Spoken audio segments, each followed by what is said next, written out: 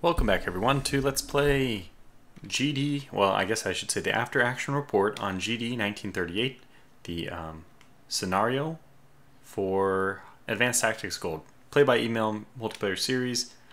That was a lot of conditionals, qualifiers. You probably know what this is by now if you're following the series this far. I don't know how long of a break it's been since the last one. It's been, I'm sure it's at least been a little while, but I'm not sure because the last episode I think I recorded was taking over Brazil, and that's been a while. I'm not sure if I aired that or if I'm going to pair that with another episode. I'm not really sure what I'm doing with all these. So maybe this is the middle of a video. If that's the case, then well, welcome back, or I hope you're enjoying it so far. Anyway, what's going on? Why am I coming back in? First of all, let me switch over to production mode. Ooh, it's so much prettier. So what's happening right now is it is August 1939. And the Germans had advanced a little ways. However, if I can do this, as soon as Czechia falls, France, Great Britain, and Germany and Italy will sign peace. Germany prepares for war in the east now. Then we have, I hope it's okay I'm showing these messages, Jürgen. Japan has sent a peace offering to China. And we can consider declaring war on China or Japan. We're free to do whatever we want, and they won't declare war on us. Why these strange messages? Why these weird peace agreements? Well, what we've established is that GD 1938, which is meant to be played with 7 different players, every different major power, including China, being played by its own player. This does not work in the system of Allies, Axis, and Soviet. The game balances we're determining now, it appears to be a bit broken. So the Allies, the 4 Allies, are actually apparently way stronger than the Axis. It's not an even competition. And Jürgen has just basically conceded. He said if we keep going in the way that we were going, the game we won't be able to continue playing. So we've come up with a remix situation just so that I can do something. They've been very generous. I actually wouldn't have minded if we had to stop and we could have just redone a new thing. That would have been fine with me. It would have been kind of a bummer that it was just my own fault. I really jumped the gun posting those initial videos. I should have just waited for this series to really get to a climactic point and then start posting them slowly. But I just get so excited about these videos because I love Advanced Tactics Gold so much. And I even have another series of Advanced Tactics Gold planned. That'll be a single player one to make it a little bit easier on me. Anyway, what am I coming in to say? Just this. Now we're going to switch things up so that although Germany hasn't taken France, they're going to switch gears entirely to Operation Barbarossa, essentially. War in the East. And so that means that I have a very limited time for myself to get conquering Finland. So I'm actually switching to like a full wartime budget now. We're going with tons of riflemen here. I'm getting staff here. I'm getting riflemen here and machine guns here. Stalingrad I think is still on political points for one more turn because I just noticed that they've been producing political points, and I think next turn they're going to be perfectly even on political points. I'll probably drop them down to 0. I'm thinking of getting some more KV-1s. Yes, I don't know. Did I have KV-1s back when we took over Brazil? Maybe I did. But I'm trying to accrue some KV-1s. We only have 10 here, but I don't know if I even have any other ones. They're very slow to produce, so I'm getting basically just KV-1s here. And now we're building only fighters. When I was trying to think about how do we win or lose a fight with Germany, because that's probably the biggest opponent that we'll face, I don't feel like we'll lose the infantry war. I think the main way we could lose the war is it will be through the armor. That if they're producing enough armor, this is where we could surely fall. So in order to prepare myself for this, I'm going to build anti-tank guns. I think I have this one, which is open. No, you're getting engineers. Yeah, this. Oh yeah. This was not at 0 last turn. Oh my god, I hope it wasn't. I'm pretty sure it's at 0, and that's why I took it off this turn. I already don't remember. I was doing a little bit of manipulation and reading the messages and all that. before I came on. I think I haven't left this at 0 for a long time. And this is switching over to... I don't think AT rifles are worth it. I have AT gun level 2, I think. We can see the combat stats, combat against armor. Actually, to be honest, the AT rifles are not significantly worse. They count as infantry. That's the main difference between these two, is that if you're shooting at things with rifles, you're just a lot harder to blow up with artillery. You know, it's really hard to spot anti-tank rifles compared to spotting a big artillery emplacement. So the damage they do to armor is really not sufficient.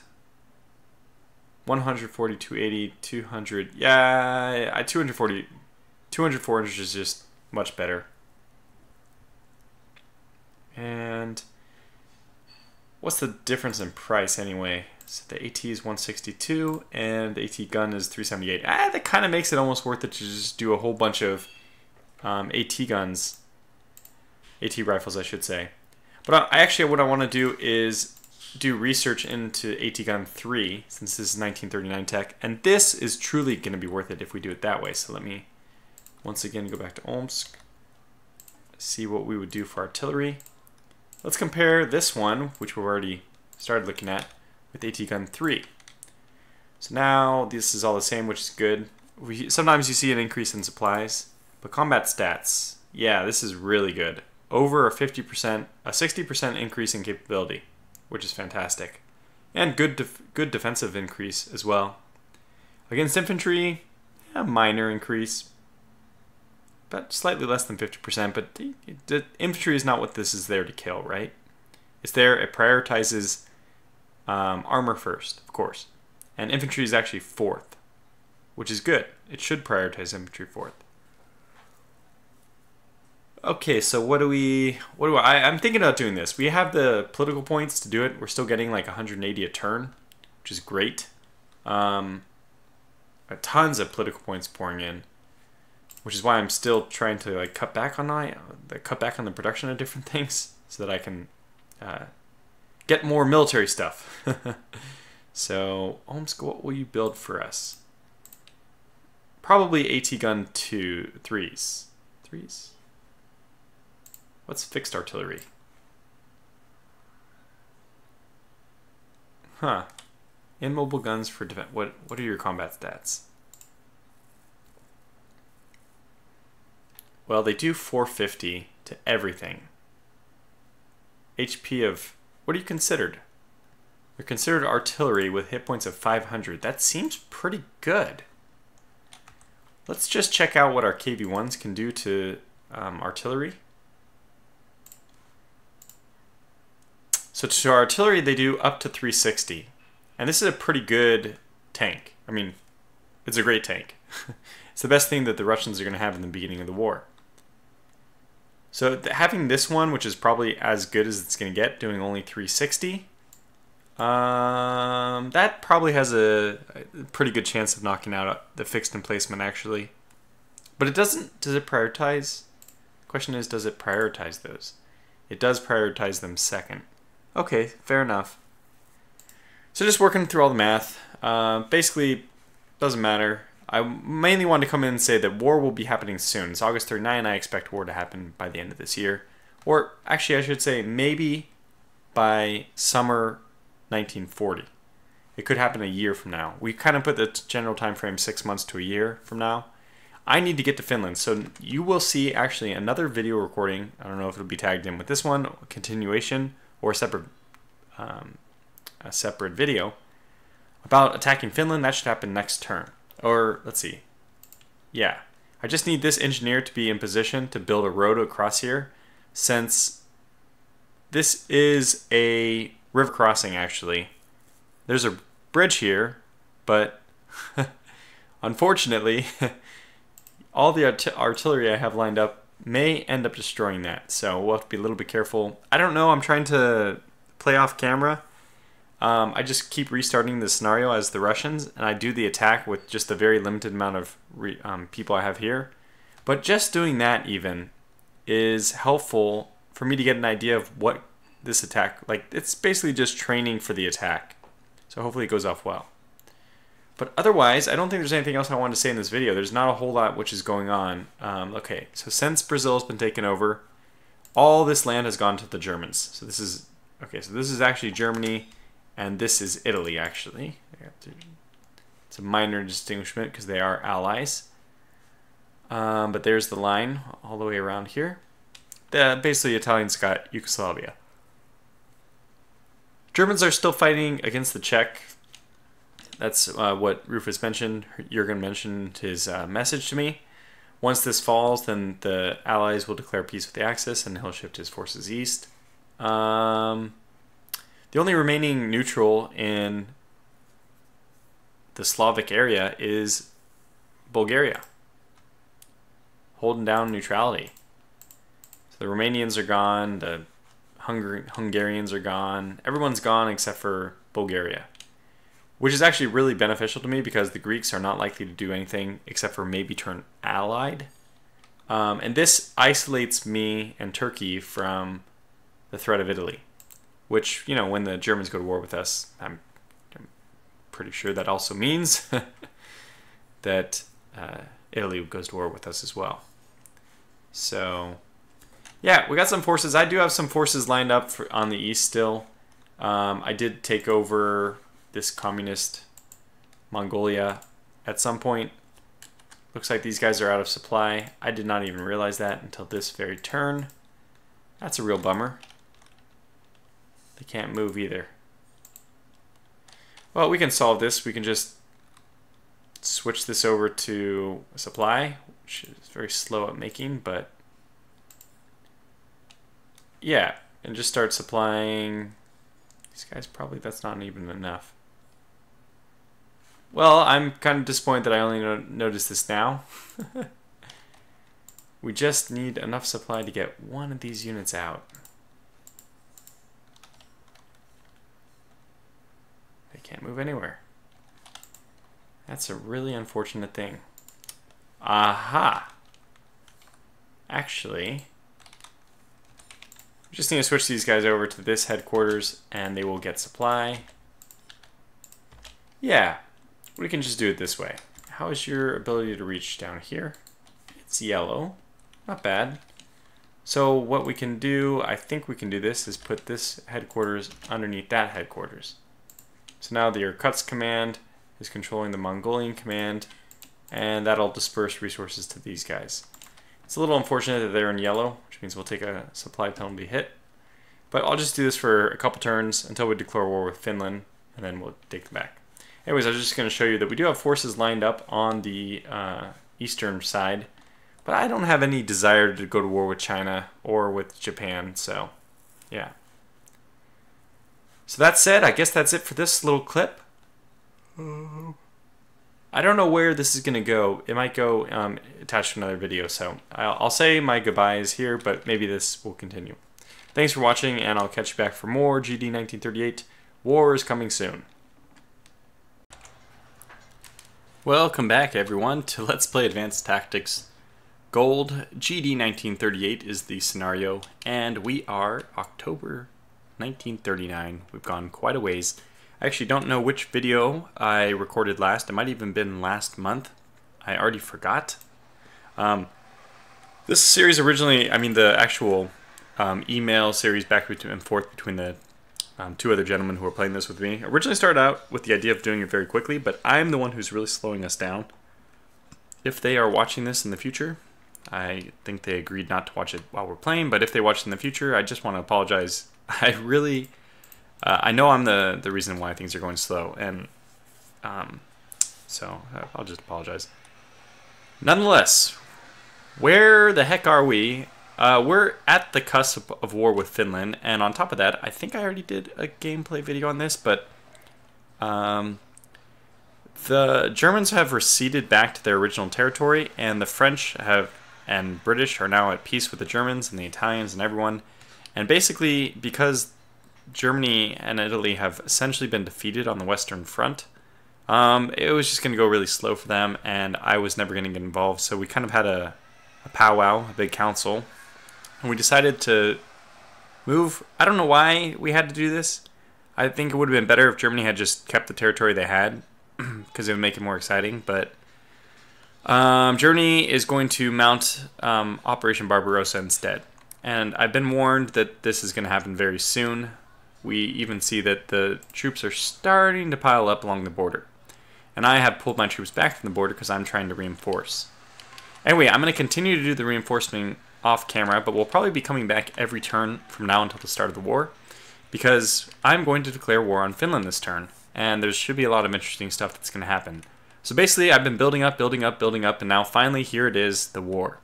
I have to be honest, I have not been able to pay like a large amount of attention to this in the times when even when I didn't have anything really going on in the game. I was just moving troops around, and I didn't plan things very well. I just kind of was lazy about it. If I was to go back and do it all again, I probably wouldn't get involved in this series just because it's been much more work, and I've had many other things going on at the same time with, you know, PhD, having a child, stuff like this. So, anyway, we will be attacking Finland, though. So that's something exciting we can look forward to in this episode. In preparation for this, I have a lot of armor and infantry all lined up, including an engineer you saw. By the way, I want to apologize if there's outside noise. I do have some neighborhood kids just riding along on their bikes, and they did that interesting thing where you put a water bottle in between your, like, so it chirps as you ride along the spokes of your wheel. That's what we used to do with, I think, a deck of cards back in the day. But anyway, if I apologize if there's background noise. Hopefully it's not overwhelming. So we're going to do an attack, and I've kind of already... I committed myself, and I decided for role-playing reasons and for historical reasons, I'm going to continue with my attack on Finland, even though I've been giving kind of like a... I'm on notice from Germany that they'll be attacking very soon. So it's a little bit foolish, but at the same time, the Allies can always come in and try to help out if Germany takes too much territory too quickly. So, plus we also have these political things I can do. I can play these cards to move my industry back into the Urals, just like Russia historically did. I'm hoping not to actually have to use any of these. Stalingrad, Kharkov, Leningrad, Kiev, Minsk, Odessa. Okay, Kiev, Minsk, and Odessa are vulnerable, I would say. Odessa, very vulnerable, probably going to fall. Kiev and Minsk. I want to hold this line, ideally, but it looks like they're mounting a lot of troops in the south. They are Italian troops. I don't know if that's actually any worse. In this game, they might not actually be that much worse in quality. I've also been able to run up our quality to 99% next turn. So that means we're in pretty good shape. And I think that this is the turn I hit 200%. Very good. So I won't improve it anymore beyond 200%. We won't really have the resources to do so anyway. And I'm not sure I'm even going to improve a city. I think I'm going to save all my political points because I don't have that much generation going on now. And I think, was there a research I wanted to do? No, not really. This could raise the level I'm getting from Turkey and Brazil by, well, 50%. From 50% to 75%, which is also, coincidentally, a 50% increase. Yeah, I don't think there's really anything else I need until 1940. A lot of stuff is going to become available, and I just want to have a little bit of political points stockpiled, since I won't really be investing in political points, basically at all, until the end of the game. I will need boots on the ground. Alright, so let's get to the exciting thing for this episode. I'm not sure how long this video will be. If the shorter I can keep it, the better, but I tend to prattle on. And the tricky thing I have right now, which is going to delay my conversation about this, is going to delay us on the attack just another moment. I don't know how many forces to commit to Finland when I know I'm at the brink of war with Germany. I mean, if you knew this, if you had the foresight to know that, which I do, without role-playing, you would definitely abandon your attempt to attack Finland, and you would put all your troops to the front. I don't like doing this, though. The same reason why I think it's silly for the Soviets to have to invade an American Finland. For the same reason, and for the same reason, I don't think that Russia should be able to control this without a war. I don't know. I kind of like following along history. Maybe that makes me too much of a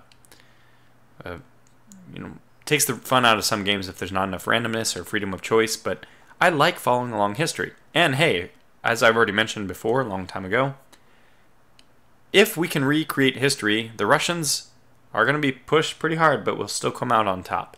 And by the end of the war, we should have Berlin. So I wouldn't mind a historical repeat. Good. So all that said, let's actually get to work. We're going to declare war on a minor. Your time is up. Before I do that, I actually have to cancel. Is there any movements I want to do? Before I declare war, like, I've vacated this place, I think because I'm trying to move troops south, but did I want to do that?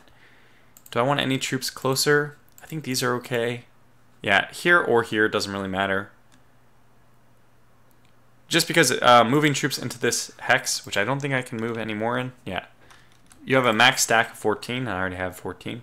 Or is it 16? 3, 4, 16, I guess. So let's just do the war. And I probably should have mapped this out a little bit better beforehand. What exactly I'm going to do, but there we go. Set delay, but I already selected it. What the hell? No! No! Oh no! No! No! Oh my god. Okay. Well, I'm going to pretend that this is actually what's going to happen. I might cut this video here, and you might see me come back in with Finland not conquered. I might ask the gentleman if I can actually...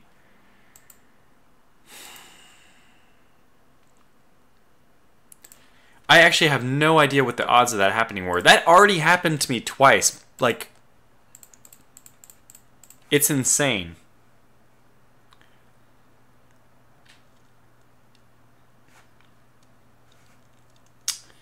Yeah, I'm... Alright, well, I'm going to put a cut in here, and I'll come back with some kind of result soon. I'm just going to try to, off camera, figure out if I should redo this so I actually get to fight Finland, because the whole reason I'm doing this is to take over Finland, not to have them capitulate. I even had this infantry way up here. Okay, anyways, regardless, I will cut this video, and I'll be back, well, for you in just a moment. Okay, so I'm going to proceed as if we're going to keep this, which is just a little bit weird to me, but that's okay.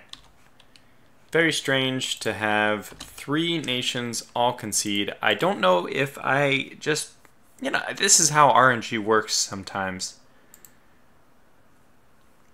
Very bizarre. Very, very, very bizarre. I had all my forces ready to go. I had this road that I was going to build, and hell, I might as well build it now.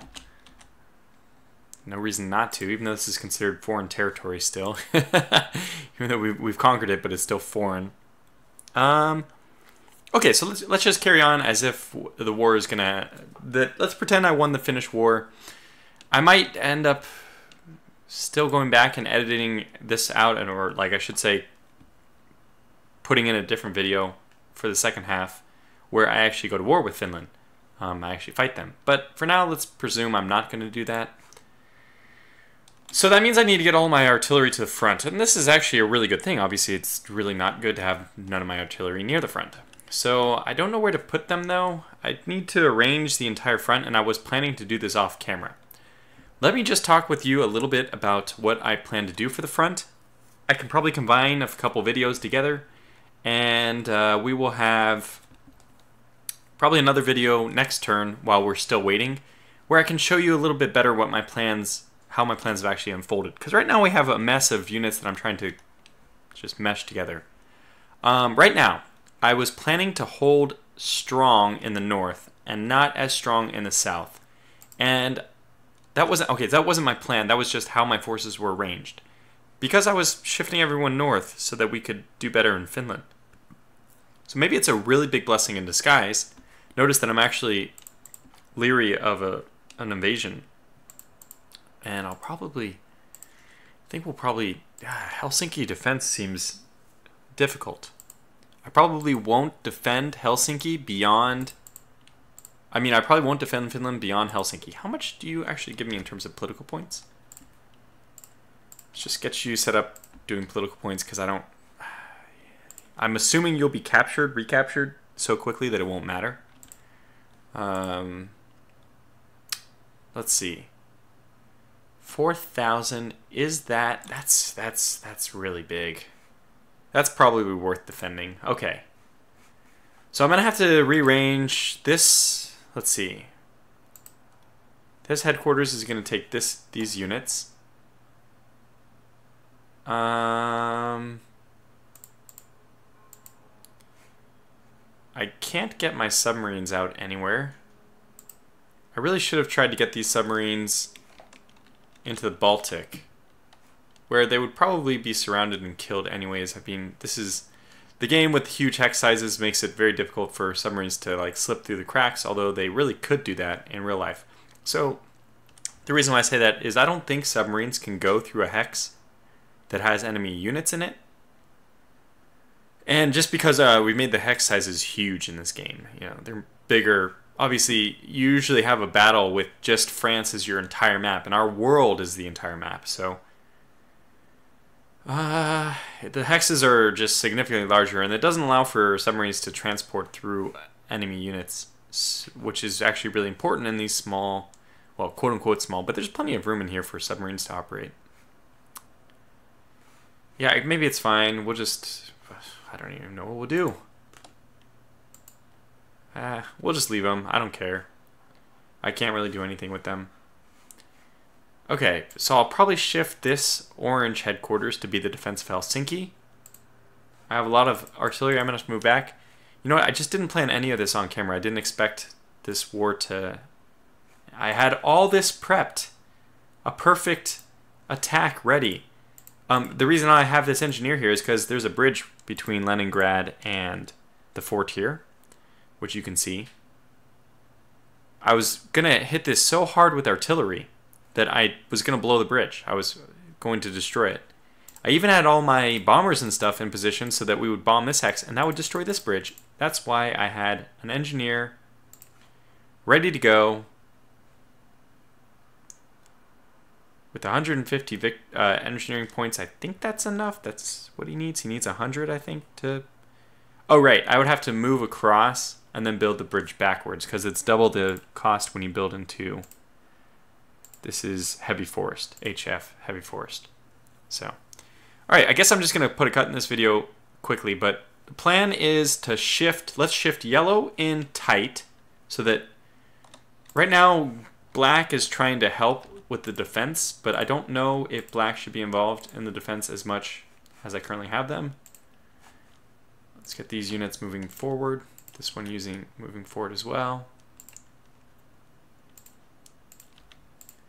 Yeah, we only need one unit. Okay, let's probably move this one back to Maikop, which is good.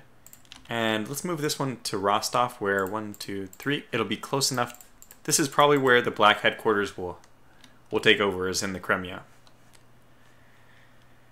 And that seems okay to me. These are just ports. This is a city, but this is just a port, so it's not crucial that we defend it well. It is pretty good, or pretty necessary, I would say, for us to defend this well.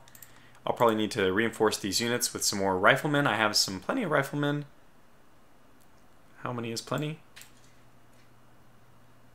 Whoa, yeah, good God, 546 riflemen. It's pretty much all Moscow is producing at this point is riflemen. 460 riflemen a turn. Yep, that's a sizable amount. I'm kind of leery of... And this is the tank unit I'm going to be using. 10 light tanks with 5 KV-1s. I'm just taking basically a bunch of lighter tanks and mixing them in with KV-1s. These don't slow them down. In fact, light tank 3s are perfect. They're exactly the same movement rate as KV-1s. But I'm going to throw anything in with the KV-1s just to make sure that the KV-1s themselves are not attacked directly. These light tanks are just going to act as a buffer. This unit is still very mobile compared to having infantry, but it'll hit like a truck, and there's still a few light tanks to absorb the kills from those hits actually falling on the KV-1s instead. The KV-1s are pretty resilient. 3,200 hit points. But it just takes a low die roll for that not to be, for that not to matter. Really good as far as taking out enemy units as well. 1,000 for armor. We don't have, just have nothing compared to the KV-1. The Light Tank 3, as we're going to see here, is not that great.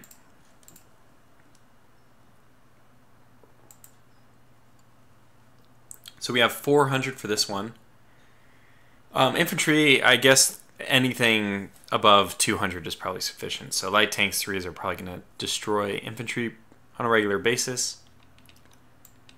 What else do we have? We have tankettes, which are just scout tanks. Those aren't useful. Armored cars, what are your combat stats? 160 against, no, 300 against armor, a little bit lower. We have some other medium tanks. I think we have plenty of medium tanks here. Okay, these are worse. Yeah, medium tanks, here we go. So these have a combat stat, 400 for armor, but 800 hit points. I think that's kind of very similar to these. Yeah, 400 for armor, 800 for hit points for Light Tank 3. But Light Tank 3 have the reconnaissance of 2, which is nice, so it gives us a little bit of extra recon. Obviously, no recon points in these KV-1s. They're not meant for recon. Good.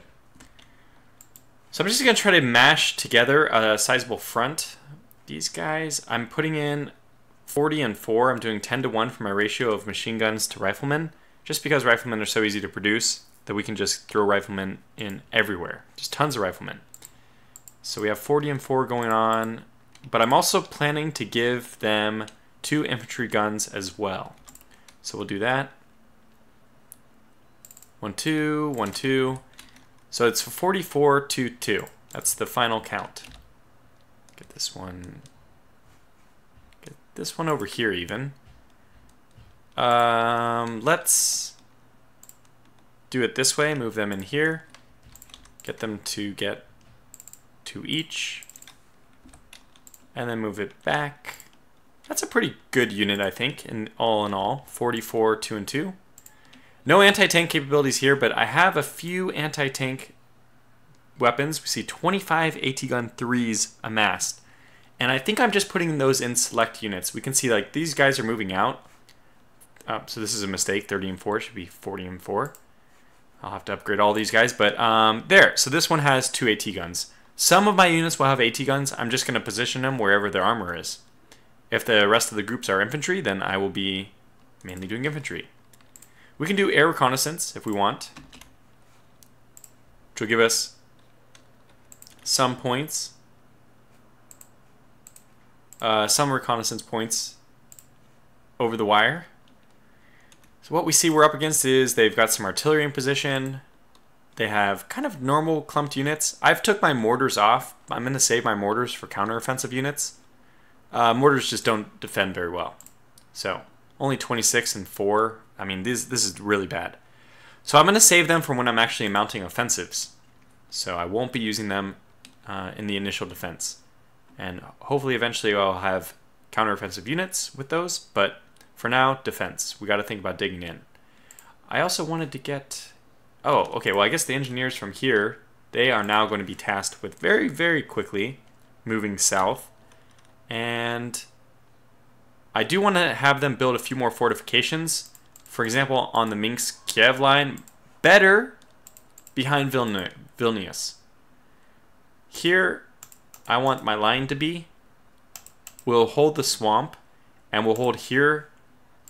It's going to be weird because we'll be holding actually in front of the river, which doesn't make sense. We should be using the river for defense technically, but it will allow our cities to remain just far enough away that they can't be bombarded by artillery, which is going to be good. It'll keep them operational for longer. And, you know, worst comes to worst, I'll always have to shift my infrastructure back, just like the Russians actually did, but I'd prefer to avoid that for as long as possible. Just because maybe it's possible to avoid doing it at all. Yeah, so we have a lot of work to do. Basically, off camera, I'll do a lot of moving forward, but you have kind of a glimpse of the original look. Oh, by the way, we also do have plenty of Italians mobilizing near Greece. I don't think Istanbul will fall. This is a big crossing. I want to try to hold this first just because then we won't have Istanbul being destroyed by artillery, but it's only giving me 4,000 political points. I mean, it's only giving me 4 political points. God, 4,000, that'd be something. 4,000 production points, which is translating into 4 political points. So it's not a super big deal if it just get crumbled, but I'd prefer at least Ankara, which is not going to produce as much, not to fall, but it's where the headquarters is. Now, I think all these things are producing... You are in supply, right? Yeah, you're okay.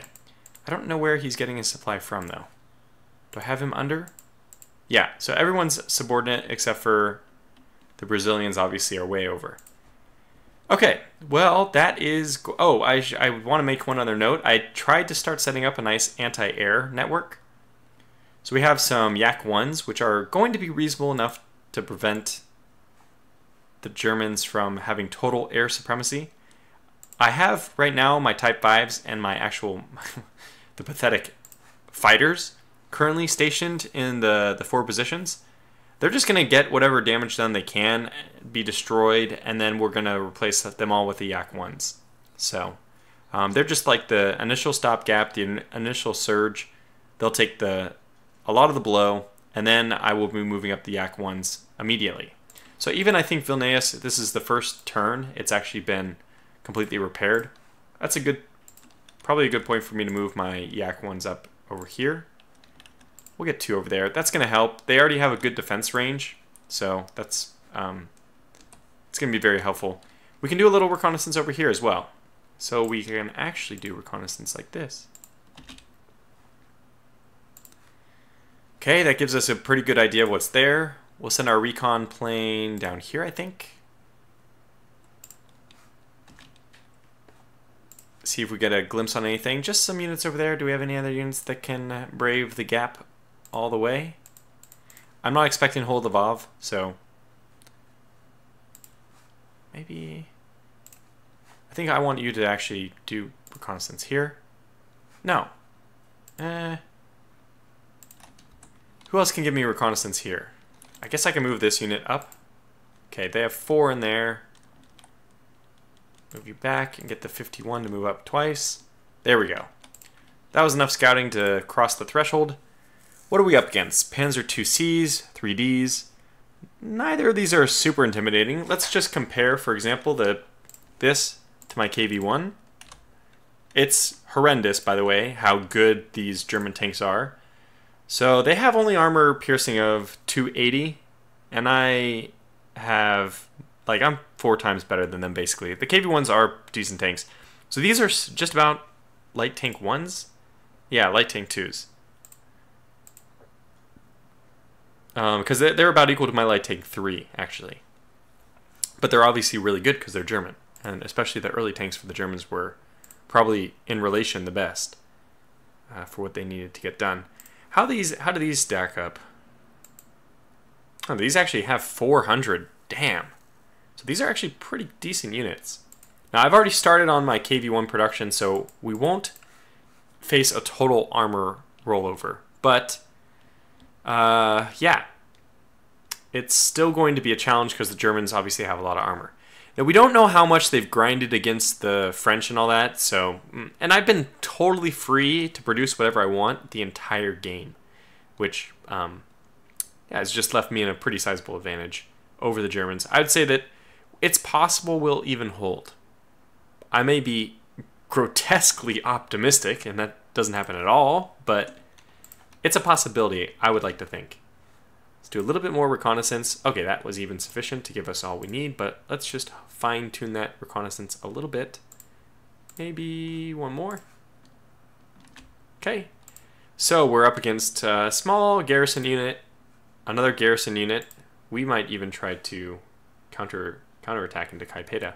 But this is not the turn that they're attacking, so they're still bringing up forces, I'm sure. So 2 normal infantry divisions, and this is what we have to work with. So let's compare